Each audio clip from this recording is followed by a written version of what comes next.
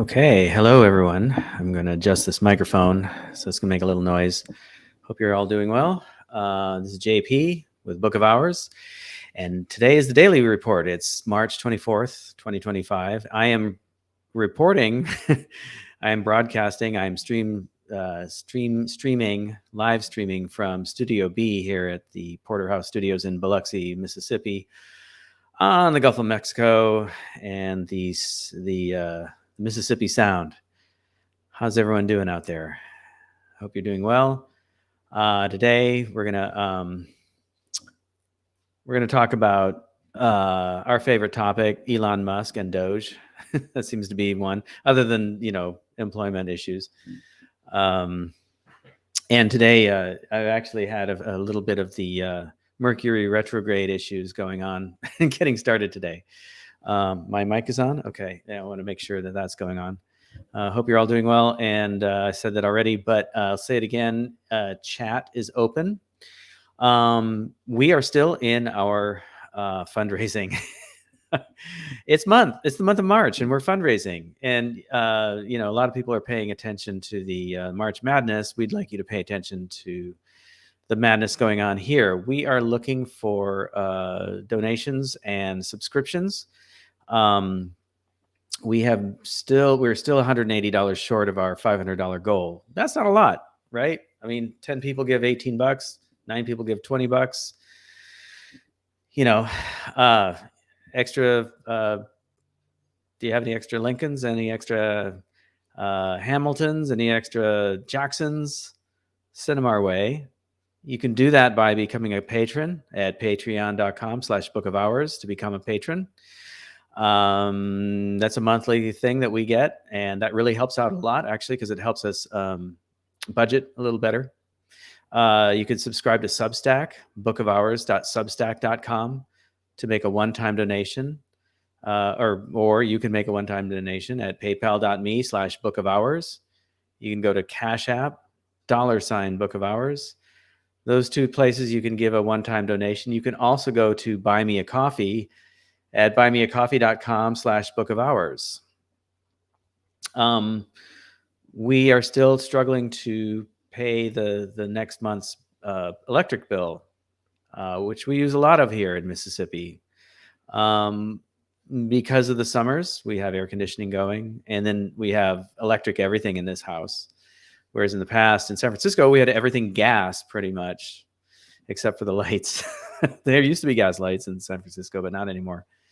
Everything's electric now. But everything's electric in this house, except for maybe the water heater and the furnace, which we don't use very often, maybe 2 months out of the year.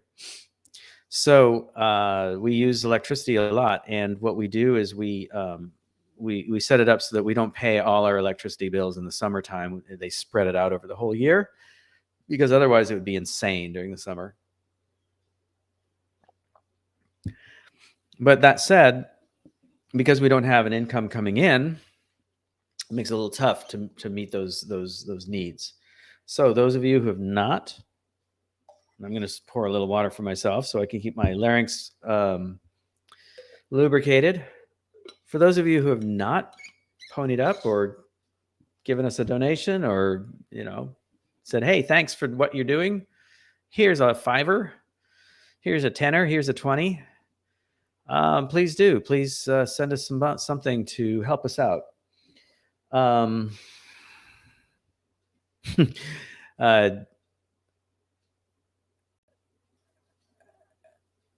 Okay, thanks, Rick. But this is sort of like, what is it what you get? You get what we're giving you.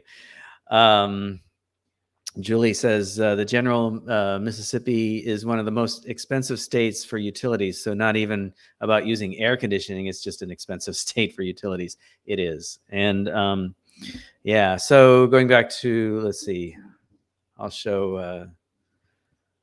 So what's in it for us? So I have a feeling you're just basically kind of prompting me to give everybody, this is like, investing in a subscription to a magazine, newspaper, newsletter, radio station, and Hello, Lance in the city. Hi there. Haven't spoken to you in a while. Hope you're doing well.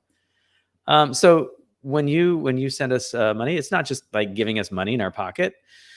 We've been doing this since 2016, and we haven't asked for a lot over the years. We produced a lot of video essays in the past. We haven't been doing that lately because it's time consuming and expensive. So we've been switching formats and doing things that are a little more specific and new. Julie does write on the Substack page. She sends some of those things are free. Some of them are for donors or people who are patrons or subscribe to Substack as a paid subscriber. You can do a free subscription on Substack and get all the things that we put out for free, like the daily report. And we bring things to you that you probably won't find other places. We do, and then we bring our form of analysis to that story to let you know, to give you another perspective on how to read these things. Julie and I are both very good at analyzing the media out there. We help point out the propaganda in things, where things are outright lies and where things are, something you should be paying attention to. Julie says, "Hey, Rick." Hi, Rick. Feel free to take a look at the video essays we spent many years publishing over the years.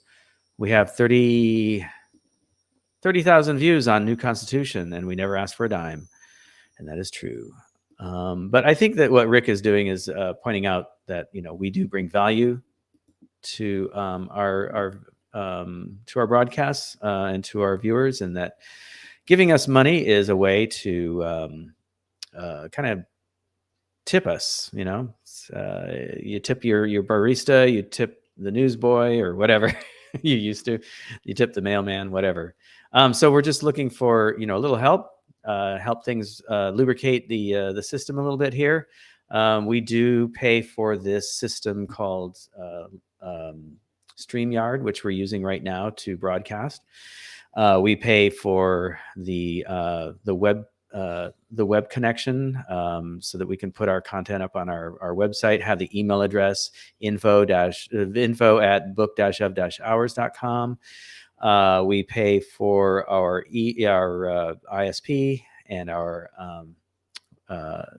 internet connection.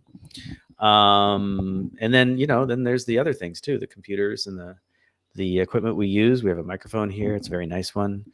All that stuff we bought already, but these are things that we had to invest in up front. And Julie has posted paypal.me/bookofhours. Since all the work we've done hasn't been funded very well, GAP is now out of work. Yes, this is true. I am looking for work right now, and that's why we're asking you for money, especially right now. And that's why it's difficult to pay the bills. But the reason I'm doing the daily report right now is to draw attention to that. And this is a fundraiser, so that's what we're doing. So anytime NPR might be doing a fundraiser for their individual radio stations, it's the money that goes to the radio station that pays for that.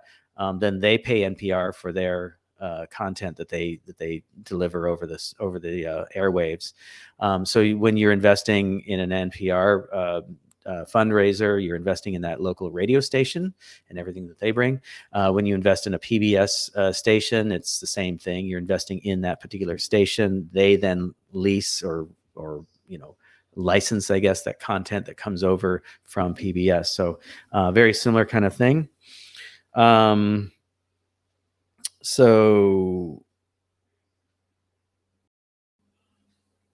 Okay. Yeah. Julia just sent me a text. Anyway, today is the daily report, and we are just bringing you content that comes across our news desk or our email feeds.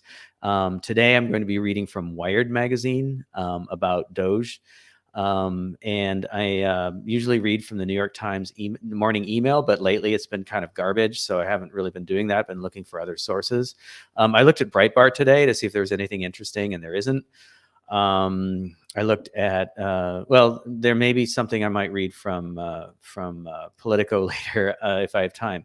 So, but let's look at this thing from Wired. I like this because it's kind of like taking a stance, but it's not leading with this politics, sort of like the New York Times does. But let me share this. I meant to do this before I got on air, but it's the way it is. So this is called, it's a heist. Real federal auditors are horrified by DOGE. And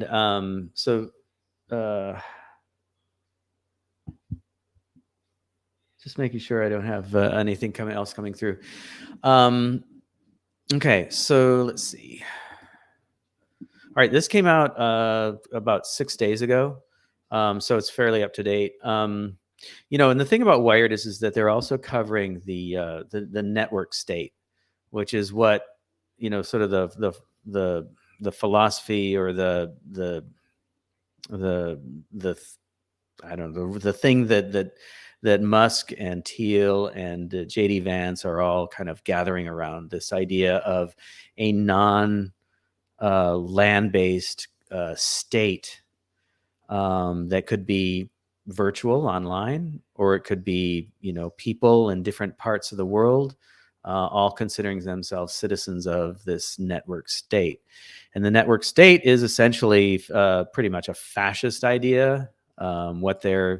The philosophy behind it is fairly fascist. It's all about billionaires siphoning the money up into their coffers and basically taking it away from you. I like this poster here. I am stealing from you. And in this case, it's stealing data and information. So it's a pretty well done poster. I like that.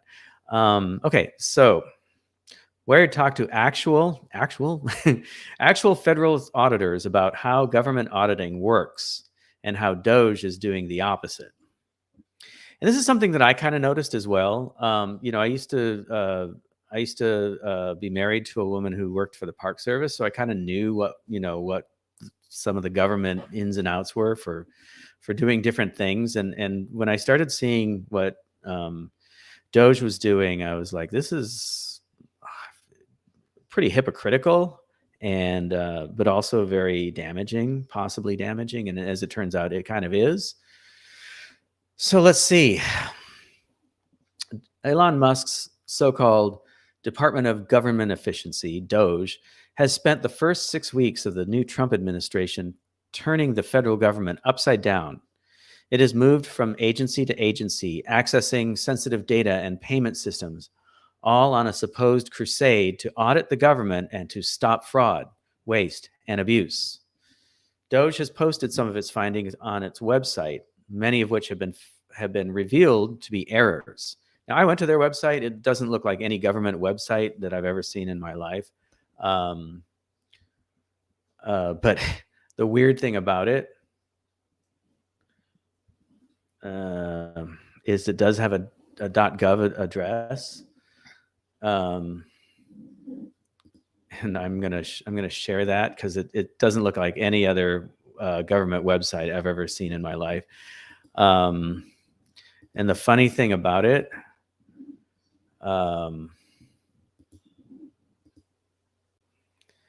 is that they actually have to tell you up at the top, an official website of the United States government. I don't see that on any other website that's a government website.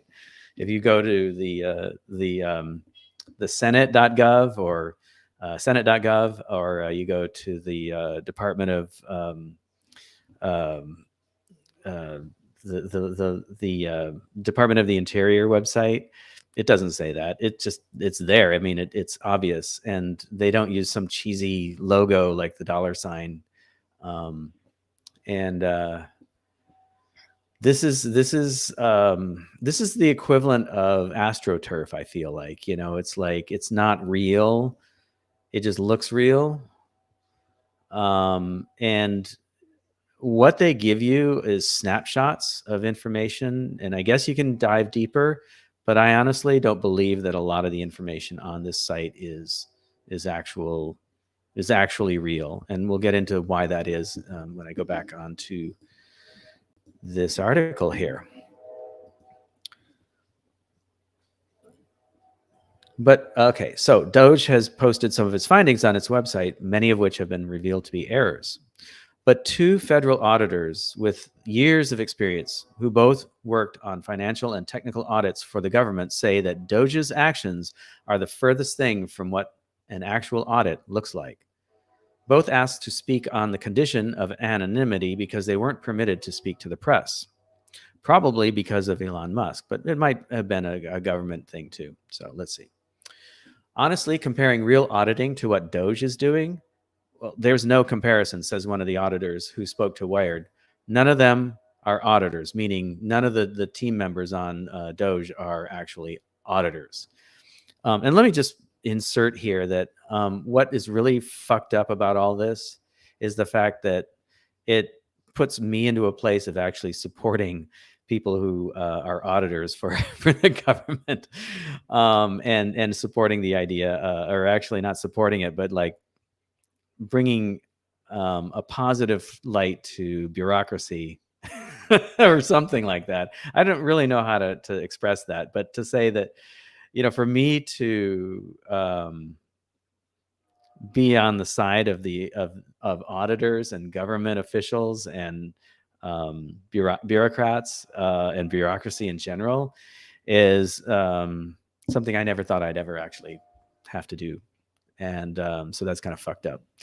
Anyway, in September, in a speech during the presidential campaign, then candidate Donald Trump said that he would create a government efficiency task force, or this, headed by Musk, which would be okay. So he would create a government efficiency task force headed by Musk. By the way, Musk. The only reason Musk is being paid attention to here is because of funding. He and his cronies from South Africa, namely Peter Thiel and David Sachs and Musk himself, contributed a lot of money and got a lot of money. David Sachs himself hosted a fucking fundraiser party for all his so-called founder dudes. And those are the dudes in Silicon Valley who start tech startups or are financial what do they call it, venture capitalists. Okay, so all that Silicon money had basically come together in the Bay Area at David Sachs' house during the campaign. So the only reason that Musk has the place that he has, and again, he's the front man. Peter Thiel is really the guy calling the shots here. He's pulling the strings. So I would say that the only reason that we're, dealing with DOGE in the first place is because a lot of fucking Silicon Valley money got placed into the coffers of the Trump campaign and basically put Trump in the in their in their pocket. How about that? Okay. So Trump isn't necessarily working for you. He's working for Peter Thiel. Okay. Just wanted to say that. I mean, because that's true. That's the real thing that's going on here. And if I get to the other article, you'll find out that is true, in fact, from another perspective. Headed by Musk, which would do a complete financial and performance audit of the entire federal government. Musk initially said that he wanted to cut $2 trillion from the federal budget, more than the entire 2023 discretionary budget of 1.7 trillion. So a discretionary budget is basically money that isn't necessarily on the books for any specific thing. It's, spent for whatever they need. That's a lot of money for discretionary. That's for, your stash.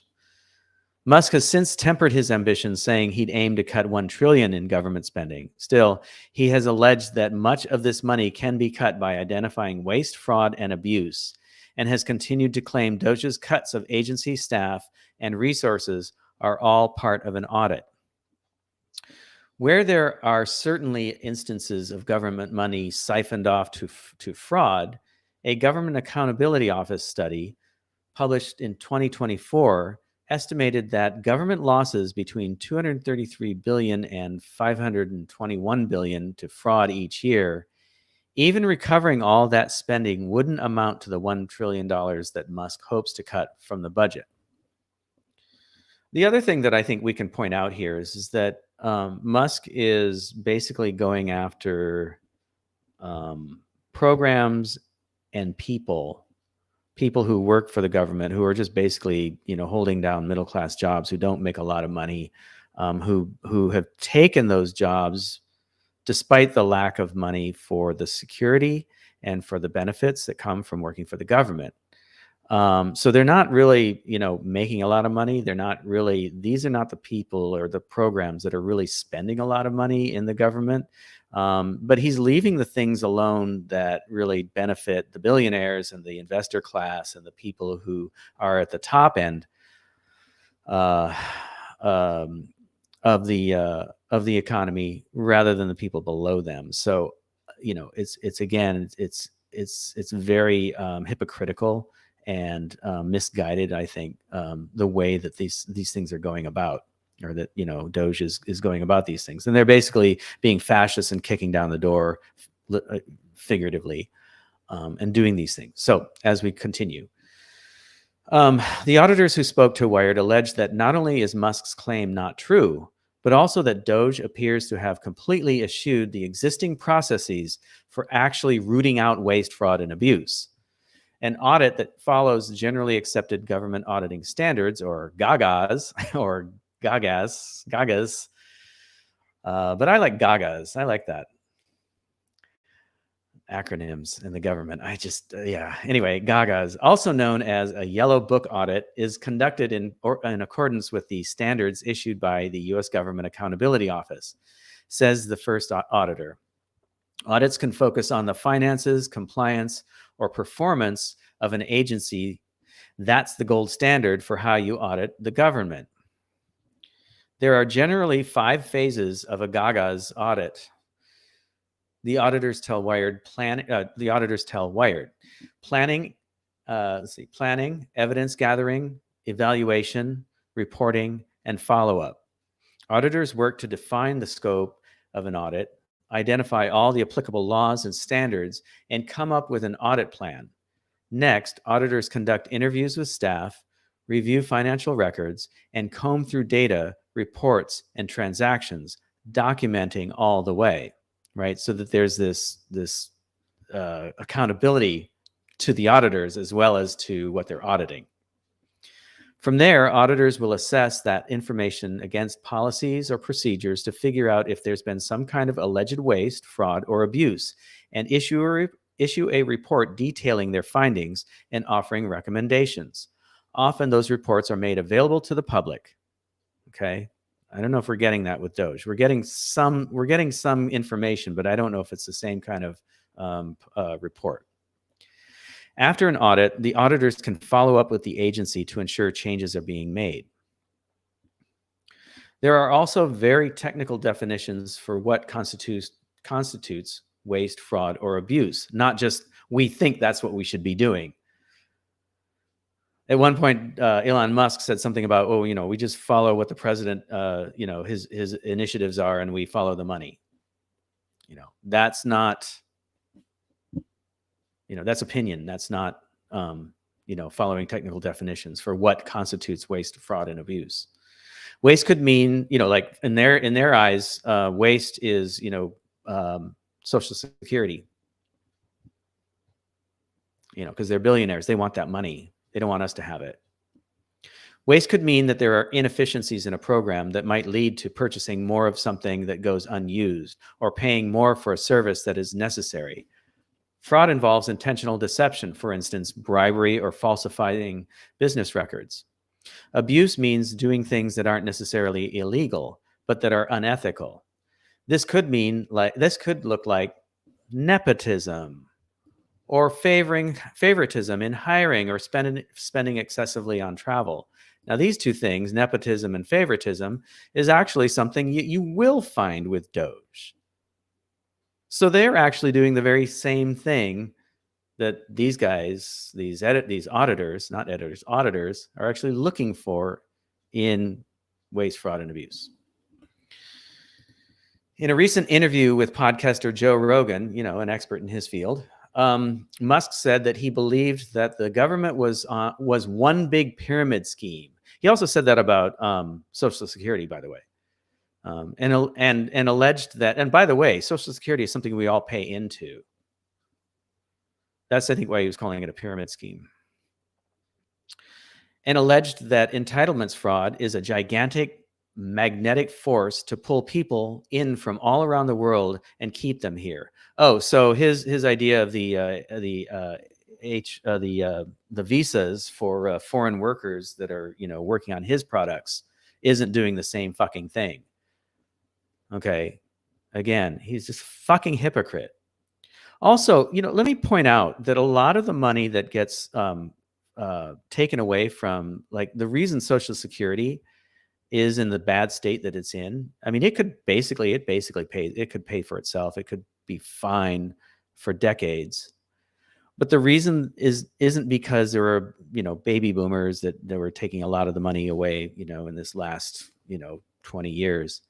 Not necessarily. A lot of it has to do with Congress using fucking Social Security as a slush fund to fund their own pet projects or things that they feel are important to fund, instead of taking from discretionary or actually doing their job and allocating funds for the things that they actually want to do in the budget that they fucking create. So instead of taking it from Social Security, they should be looking at themselves and what their where their money is coming from. Okay, so this is all bullshit. What's going on here? The two auditors told Wired that going through the technological and financial minutiae of even just a single project or part of an agency can take anywhere from 6 to 18 months. You can't coherently audit something like the whole Social Security system in a week or two, says a second auditor. It's exactly this rush to crack systems open without full understanding, the auditors say, that has led Elon Musk's false claims that 150-year-olds were receiving Social Security benefits. It could be that DOGE didn't dedupe the data. Now, I don't know what that means, and they don't explain it, so I have to apologize. I don't know what that means, but it probably means that they didn't go through the data properly.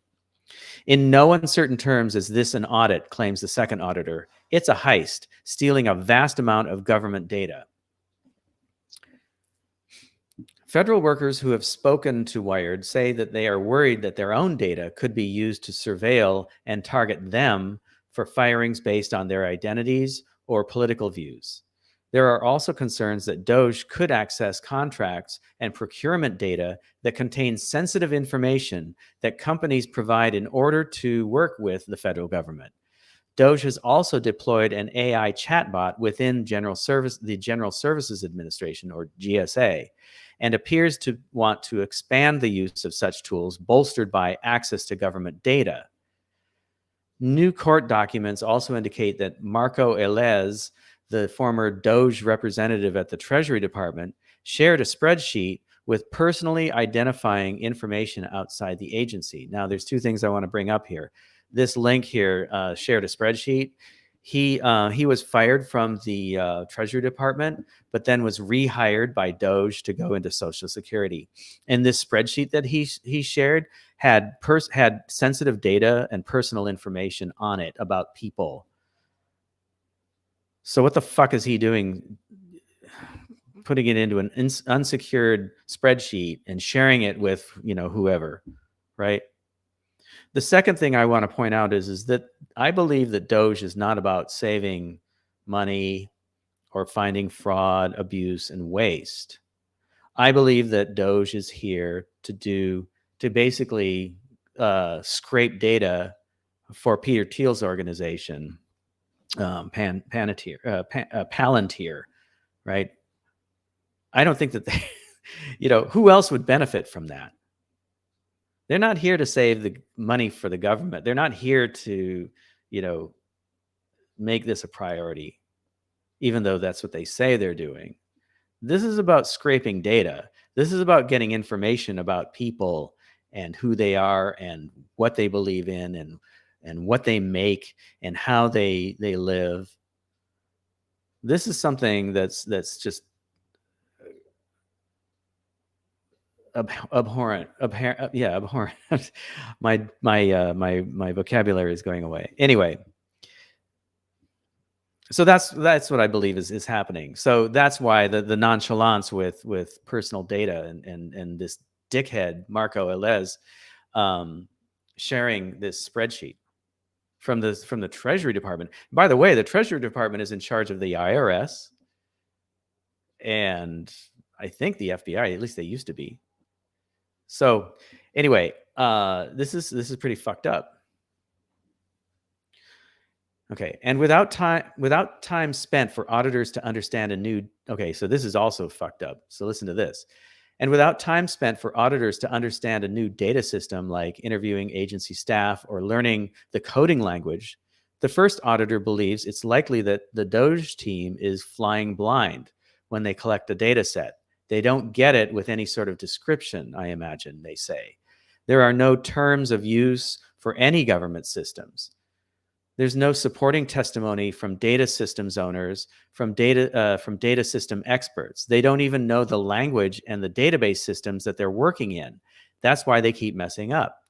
I read another article, which I might get to later, that talks about that they're using AI to run through all these various systems. And the AI, you know how AI is. AI is still not a perfect thing. Oftentimes, you talk to people who are working with AI. They talk about something called hallucination, which is basically, or hallucinating, which is basically AI just kind of, not giving you proper data or proper information feedback from what it's collecting, and it's just kind of making shit up based on who knows what. So there's flaws in the system. Okay, so AI is not 100%. The auditors described a lengthy vetting process that allowed them to get permissions necessary to dive into the agency's data and systems. In addition to going through the initial vetting processes, the auditors say that they are also required to engage in continuing education.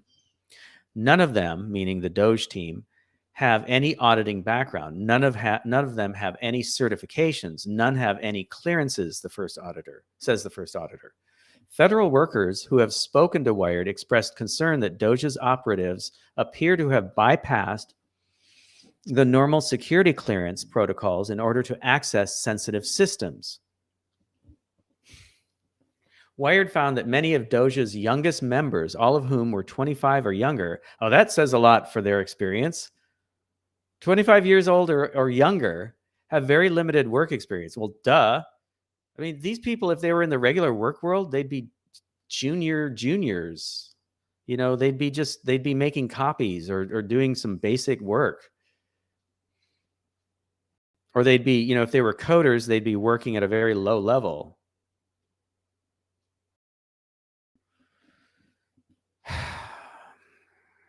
All of whom were 25 or younger have very limited work experience and none in the government. One Edward Korstein, who we've talked about before, who goes by Big Balls online, appears to be a 19-year-old high school graduate. Despite this, they were given high-level access at places like the GSA, the Social Security Administration, and the Treasury. Others, like those at the Federal Aviation Administration, come directly from Musk's own companies and were not fully vetted before their start dates. So this is where I was talking about before, where it's like this nepotism and favoritism in hiring. This is something that auditors actually look for what they call waste, fraud, or abuse. This is unethical. And this is what DOGE is doing. This is what, Elon Musk is doing.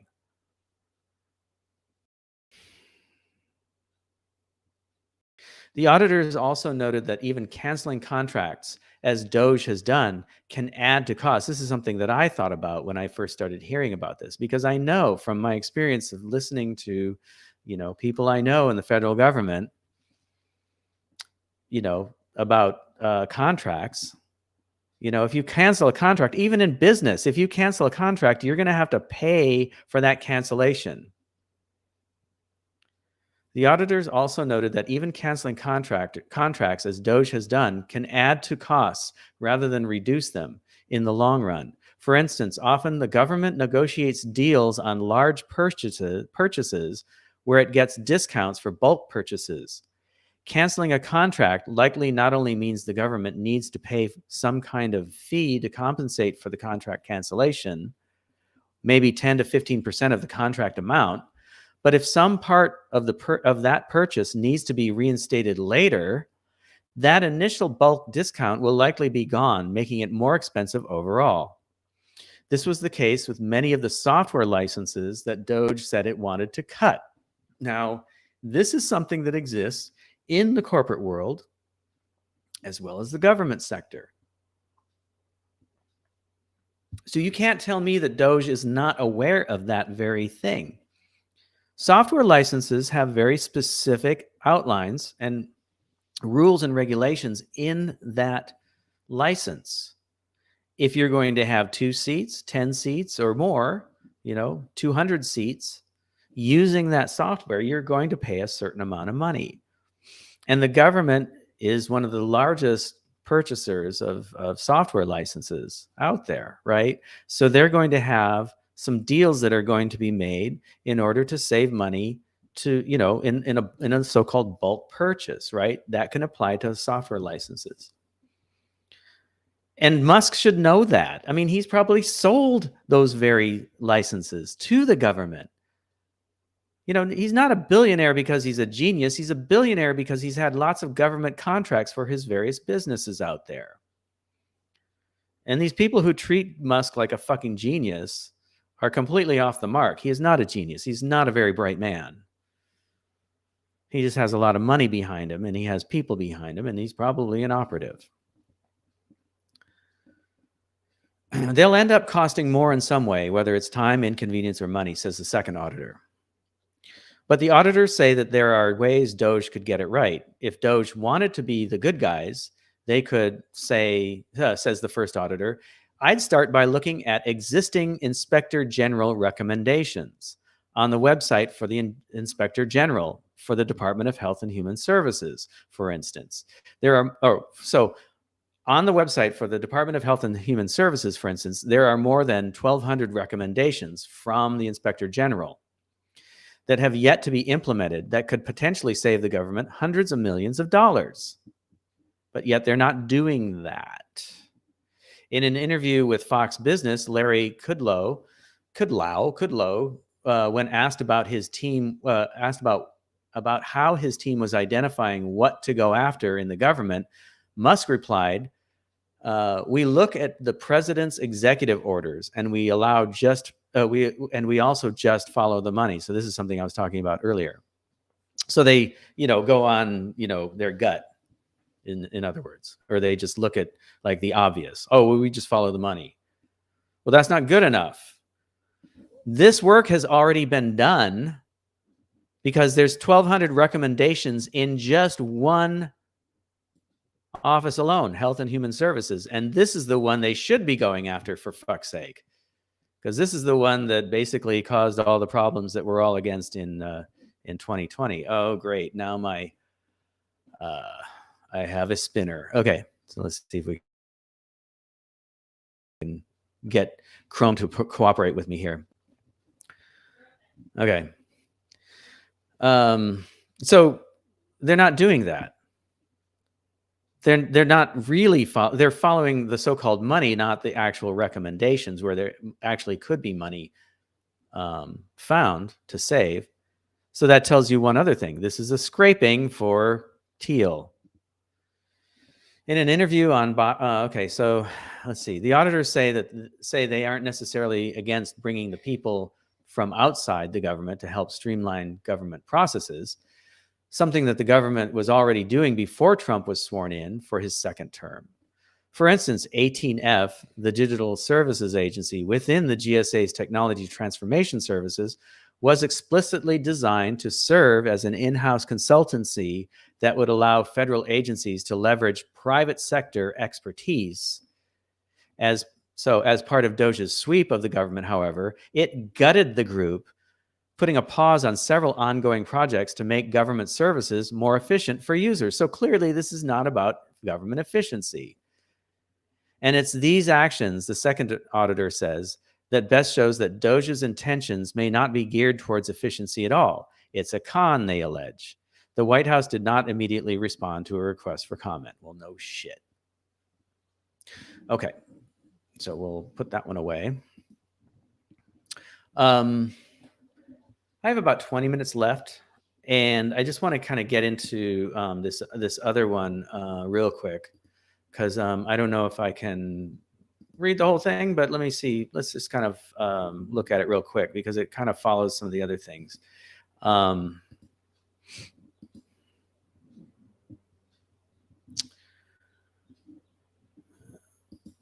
So this is about, this is on Politico, and this is about inside Elon Musk and Russ Vought's quiet alliance.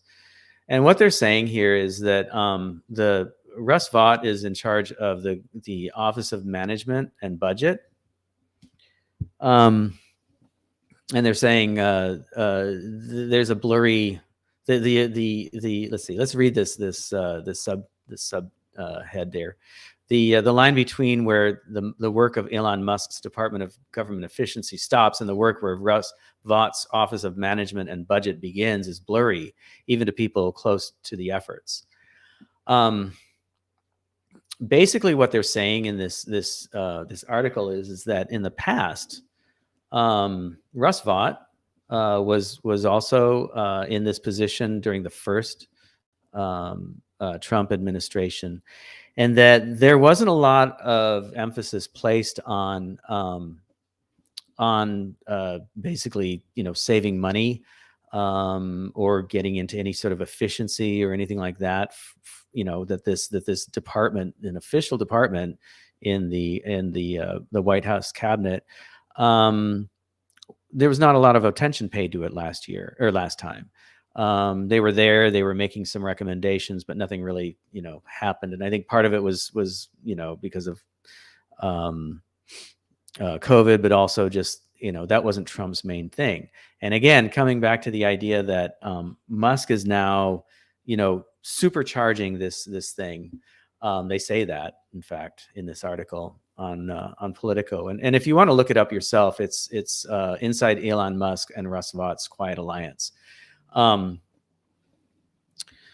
Musk, the impulsive Silicon Valley billionaire, provides the public face to the bureaucracy slashing efforts and takes the heat for the budget cratering, employee firing, and overall havoc wreaking that has been unleashed on the federal government.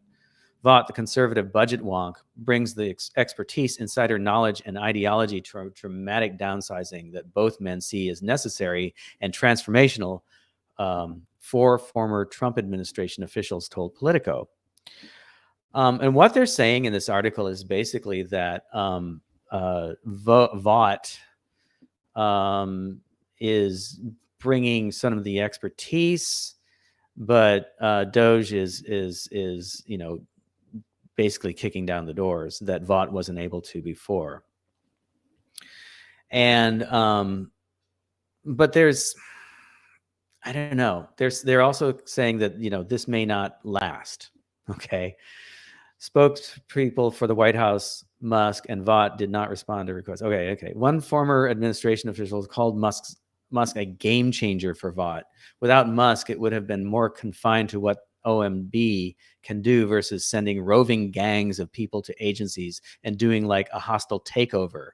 Okay, so the OMB has to operate within the rules of government, and DOGE does not. I mean, it should be, but it isn't. Okay. The dismantling of Consumer Financial Protection Bureau is one of the clearest examples of how Musk and Vought have brought their expertise to bear, and where they have inflicted the trauma on the federal workforce that Vought has called for. So Vought is no friend to the federal workers. These are the people who are the glue that keeps things together between administrations. DOGE made the initial incursion to the agency, after which Vought assumed the helm with OMB's general counsel, Mark Paoletta, to navigate the more technical and legal elements of shuttering the agency. Russ is pretty much a by any means necessary guy. He's aggressive, the former official added. In the first term, the president didn't care all that much about spending. Now the dynamics have changed. Okay, so I think, the thing is Vought might be jealous of what DOGE is able to do, because he's stuck in the the OMB.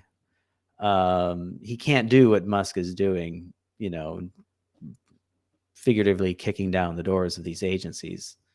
But as in his position, he can then take over after DOGE has come in and destroyed everything, turned over the tables and fucked everything up and kicked everybody out.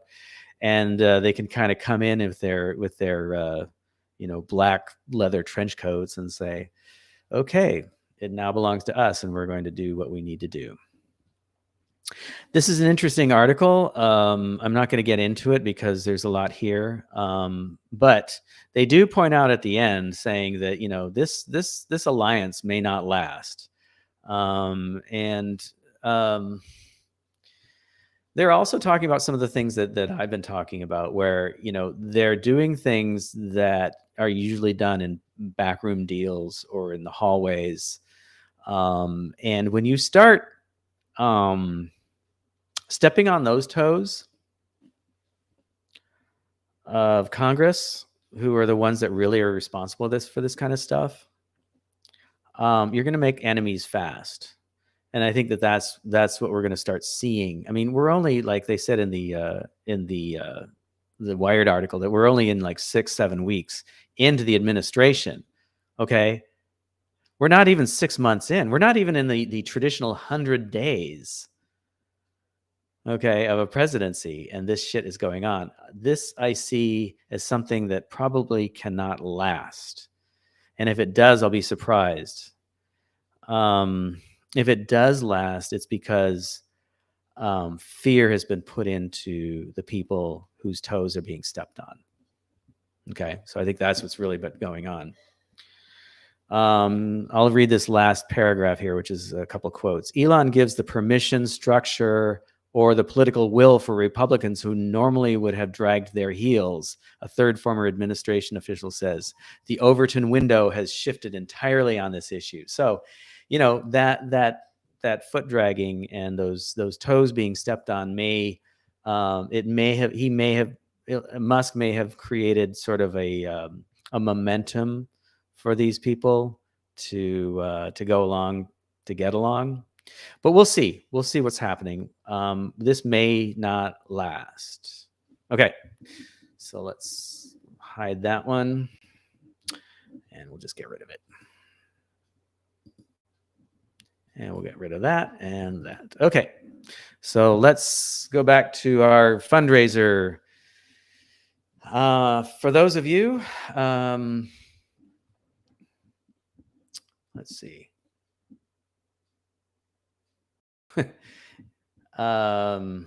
Julie says, if it's real, it doesn't need to announce that it's real. Right, that's true. And then it's why DOGE is forcing the elderly Social Security recipients who typically do everything via phone or mail to do everything online. They're untraceable now. Yeah, so a lot of what's taking place, and we know this from just paying attention, that they're moving Social Security recipients off of phone calls into call centers and like social worker type people at the Social Security Administration into online experiences that, I mean, I can't imagine my mom, who's in her 80s. I mean, she's more technically savvy than a lot of people out there, and she's not even that technically savvy. She could probably do it, but she'd need some help. And I think a lot of people who are in that position that are maybe even of the baby boom generation. My mom is not of that. She's of the silent generation, so a little older than boomers. The people that we met in McKees Rocks in Pittsburgh, I can't imagine them conducting their business with the Social Security Administration, something that they used to do over the phone, talking to people, would be able to navigate the experience online as well as they could on the phone. So this is not good. And like Julie just said, that there is traceability, but who's monitoring that, right? And if they're not talking to a person, it can go into the void and go, oh well. Okay, so coming back to the reason we're doing this broadcast is to tell you that we are $180 short of our $500 goal for the month of March. We need to pay the bills, folks. This is our March Madness. And because I've been laid off, that job subsidizes Book of Hours. So that's why we have not been asking for money as much over the years. We do, and we have had our PayPal and our account for a while. We've had our Patreon account for a while. We've recently opened a Substack to paid subscribers. You can be a free subscriber, but you don't get everything. Okay, so you get some extra content as a paid subscriber, and that is also shared over to our Patreon folks. So if you're a subscriber, you help us out on a monthly basis, and this is something that we can then look at monthly and budget for. We can budget things if we have that regular income. However, if you don't feel up to that and you want to just give us a one-time donation of $5, $10, $20, $50, $100, whatever, you can go to paypal.me/bookofhours, and you can put your money in there. So that's coming up on the ticker below, paypal.me/bookofhours, or you can go to CashApp on that app there on your phone and put in $ Book of Hours and give us money that way. You can also go to buy me a coffee at buymeacoffee.com/bookofhours. If you do not like using digital means, and I can appreciate that, and you want to find out where to send something to us, you can go to info@book-of-hours.com. That's an email. You send it to us at info@book-of-hours.com and say, where do I send this stuff? And we will send it to you. Okay. If you want to know what that address is, it's up here in the upper left-hand corner of your screen. Take out the www. And insert an info@book-of-hours.com. Okay, so that's the email address. Frida says, really great points on the SS and the elderly. When I see SS, I always think of the Nazi party. Sorry. And that's what I think of with DOGE. But in this case, she means the Social Security Administration. Really great points on the Social Security and the elderly and folks who don't use the computer. The homeless, lots of them. And I'll have to move our thing up here. So we can, okay. Lots of them and the recovery industrial complex, right? They are not often tethered to the computers, right? They don't have access to computers. They may have phones. And I have to tell you, I don't think that the experience for the Social Security Administration on the phone is all that awesome, unless they have an app, and they might. But knowing how government interactions are designed, they're not great. They're really not great. They're often from the result of a contract that is the lowest bidding contract by companies that make a living from government contracts, and so they don't necessarily hire a team of people like me, like yours truly, to design the user experience all that well. They may have one or they may be depending mostly on their engineering team to like look at government standards and ADA standards in order to meet the needs of accessibility issues. But in terms of a workflow or in terms of the overall experience, it's not going to be all that awesome. It's always difficult. So if you've ever dealt with a state agency or even a federal agency, the websites are always going to be really shitty. So if you don't know how to like navigate these things on a computer, much less on your phone, you're not going to be able to get done what you need to get done. And I think that that is something that, we really have to pay attention to. That sounds like that it's deliberate and deliberately setting people up to fail.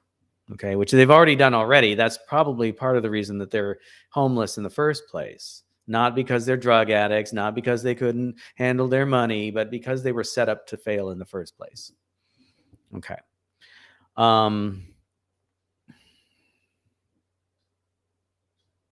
Okay, so back to the fundraiser.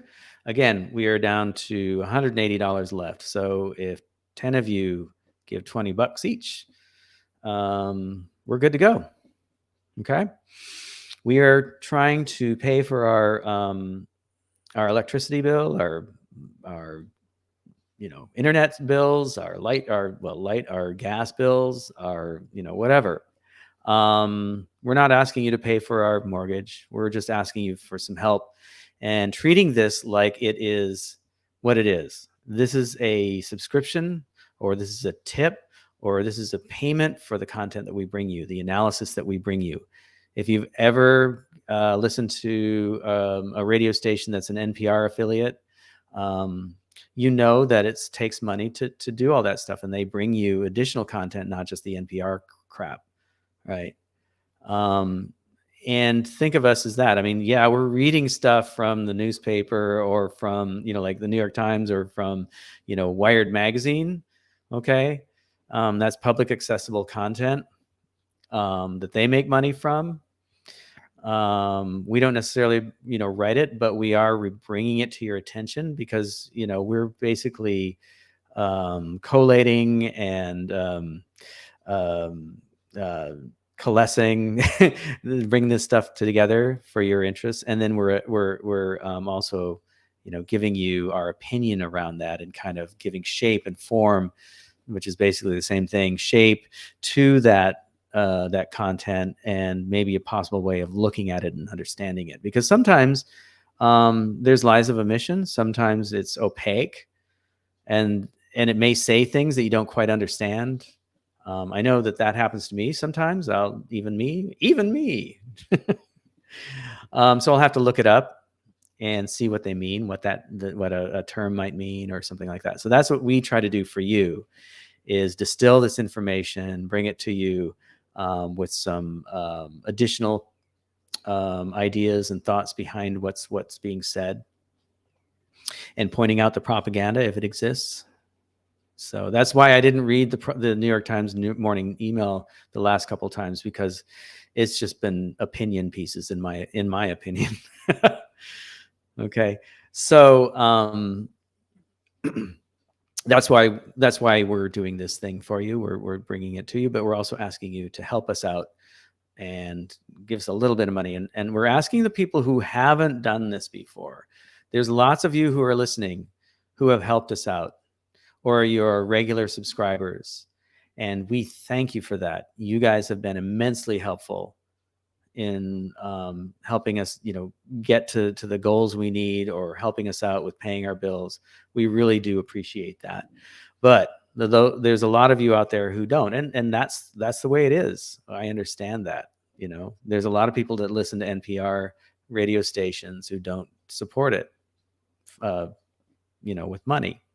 And that's to be expected. But in our time of need, when I'm not working and when we're trying to pay the bills, we'd appreciate it if you guys could help out a little bit. So 5, 10, 20, 50 if you got it, 100 even more if you got it.